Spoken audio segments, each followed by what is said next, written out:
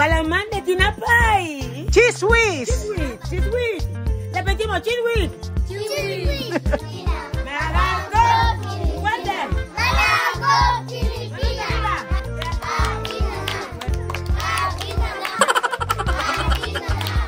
Sagana, Ecuatorial Guinea.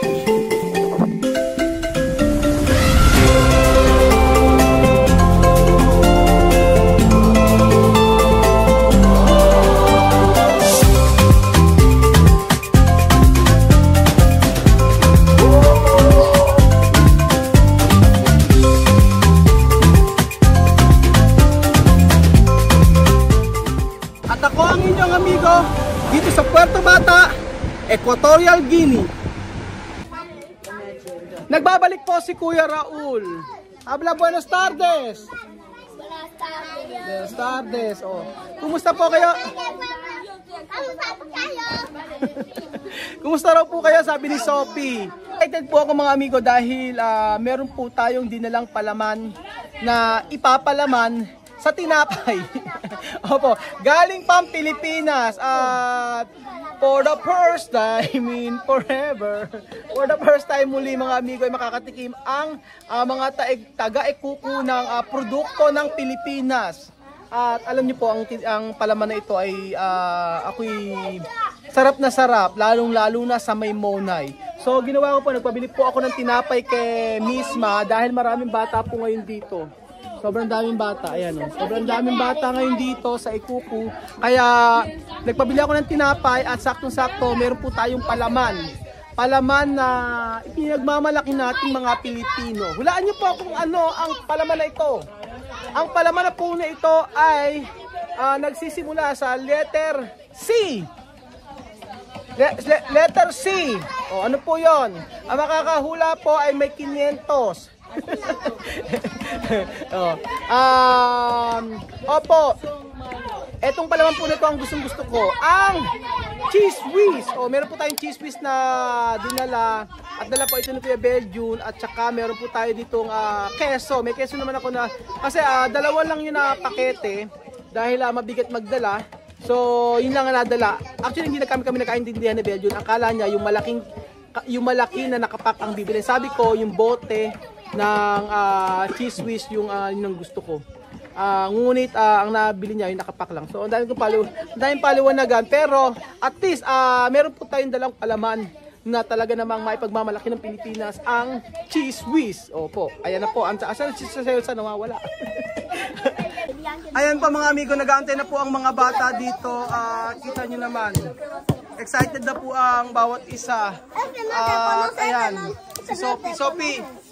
Putek. May putik ka, oh.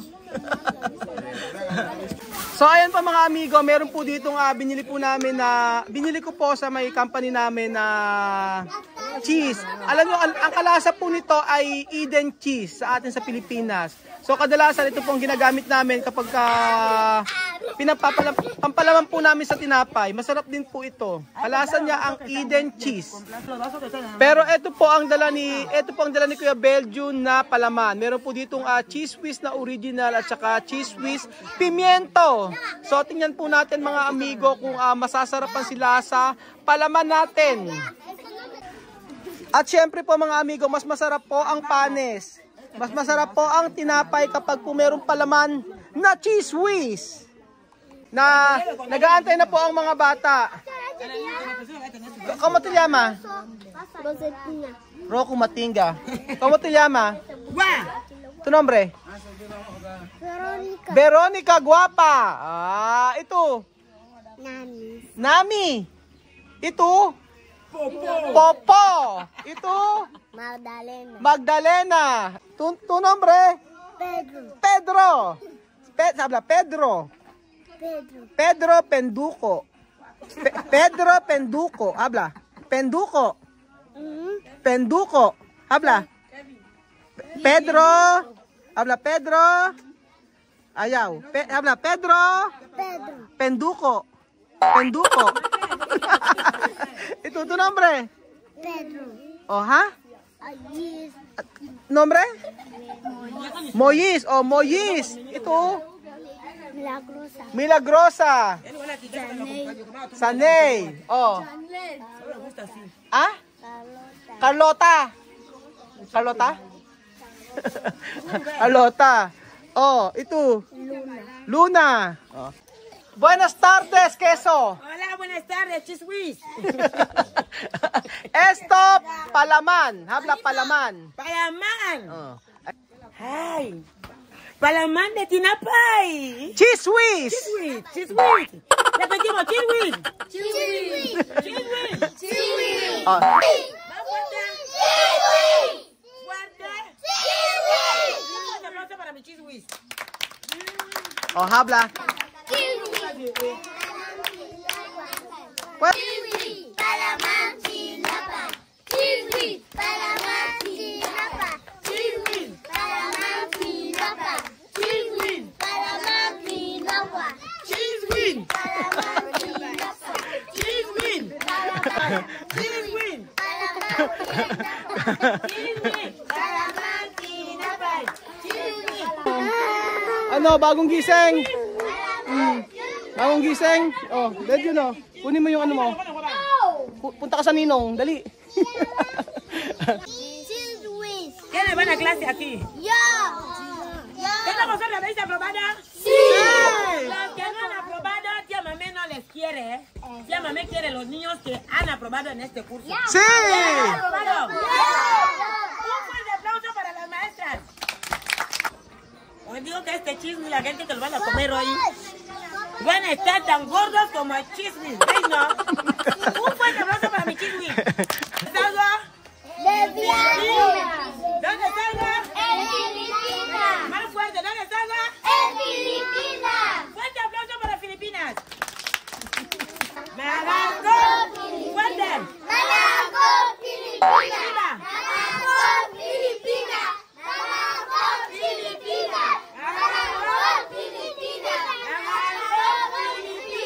Un fuerte aplauso, un fuerte aplauso. Bailando, bailando, vamos.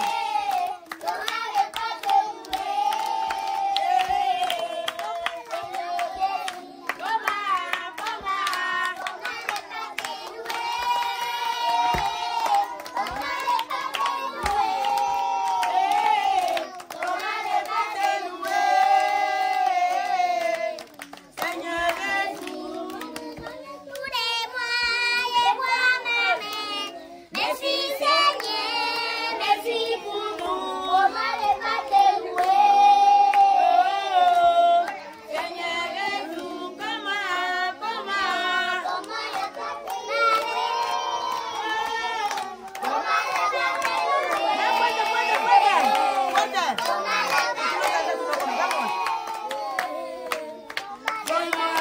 Un fuerte aplauso para Dios.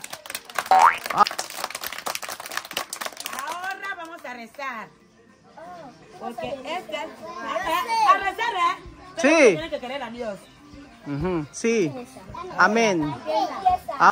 Anyambe natani bebe ke banye baya munyana wana mawa ko bene chebala leta kawa iboto wiko ka sukulu wapi ne chebala ngona wanye ngoma wanyuma wakwa ko watomene walonga kama mboka wakweta kana metoa wa kunyaka anyambe ta ko iboto bene seteka lana anyambe melo bali atongua chewa wakwa ko watonyi baya mene nyanga ko mwana kwa na venda na kunyana wana ngani na kutoka ni na nyambe wiko chefu so kana Kristo edi na Señor Jesucristo. Amen. Un fuerte aplauso para Dios. Habla.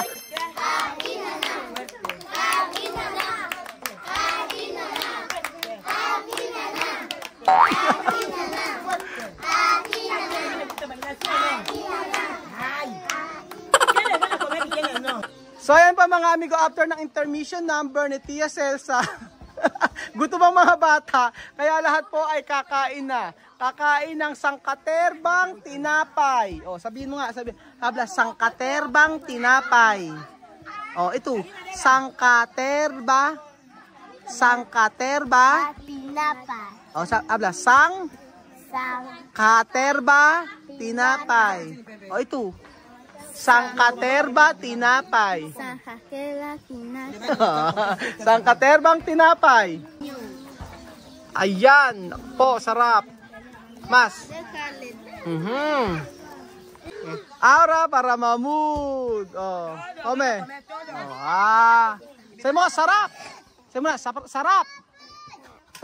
Wala pa eh, sarap agad eh, no? Oh.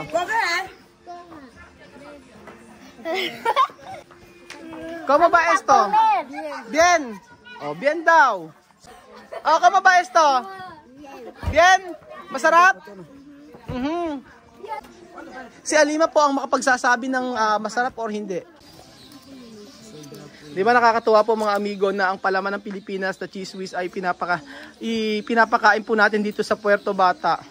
Nakakatuwa at nakaka-proud po mga amigo. Dahil ang produkto ng Pilipinas ay nakakain po dito sa Equatorial Guinea. ¿Cómo ba esto, comida? Bien, pero sal poco. Sal poco? Oh, sal poco. Sal poco o ay sal? Ha? Sal poco o mucho sal? Ay, sal. Ay sal. Sakala ko konti ang asin. Konti. Sabi niya ay medyo maalat daw. Mahmoud, oh, ngayon kita tatanungin. Está bien o no? Sarap. Sarap. Oh, sarap. Oh, sarap. Oh, sarap. Anong alat? Sarap. Oh, arap. ¿Cómo ba esta comida? Bien. Aha, bien daw. Ang sarap-sarap ba naman ng cheese whiz? Kahit lalo-lalo sa Monay. Pero kasi ito, ang lasa po nito ay lasang putok po sa atin. Lasang putok na tinapay. Tapos, ayan. Marami pang tinapay. O, comer más, ha? Hasta tu kere, hay mucho panes. Vale? Bertin, ikaw, anong palaman ang gusto mo sa Pilipinas? Peanut butter. Anong tatakait? Ano? Kahit ano, mas maganda yung homemade. Homemade na peanut butter. Ako po talaga mga amigo, ang gustong-gusto ko po ay cheese whiz. Pero nung umipo ako sa Pilipinas, si Ate Rachel, ilang beses po nagbigay po sa amin ng cheese roll at saka ube pandesal. Tsaka cheesecake. So, kadalasan sa umaga, yun ang aming kinakain ni Tia Mame. Kaya sabi ni Tia Mame, lagi niya naaalala ang Pilipinas kapag yung sa may cheese roll na yan dahil kay Ate Rochelle ng Creations by Chel. Talagang napakasarap ng cheese roll nila. At yun po, lagi kong ipinopromote pero dahil kasi talagang masarap po. Nagme-melt sa bibig ang cheese roll ni Ate Rochelle. O di ba mga amigo, nakakatuwa naman kapag ganito ang makikita mo na lahat ay nabubusog. Oh, eto nga dalawa-dalawang tinapay eh. Como ba? Está bien o no? Delicioso o no? Dulce o no? ¿Cómo no? Dulce o delicioso? Delicioso. Oh, delicioso. ¿Cómo te llama? Niño. Niño. Tu nombre niño? ¿Por qué tu grande? Niño. Dalawang tinapay ang kanyang pinapayok. ¿Está bien?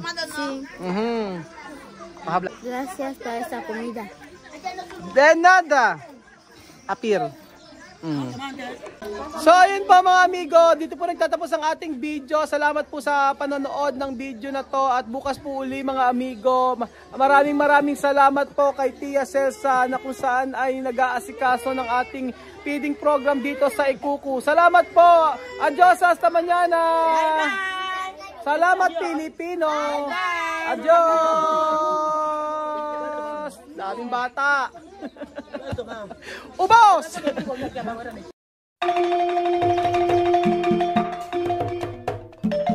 Na-appreciate ko yung paano sila nagdadasal.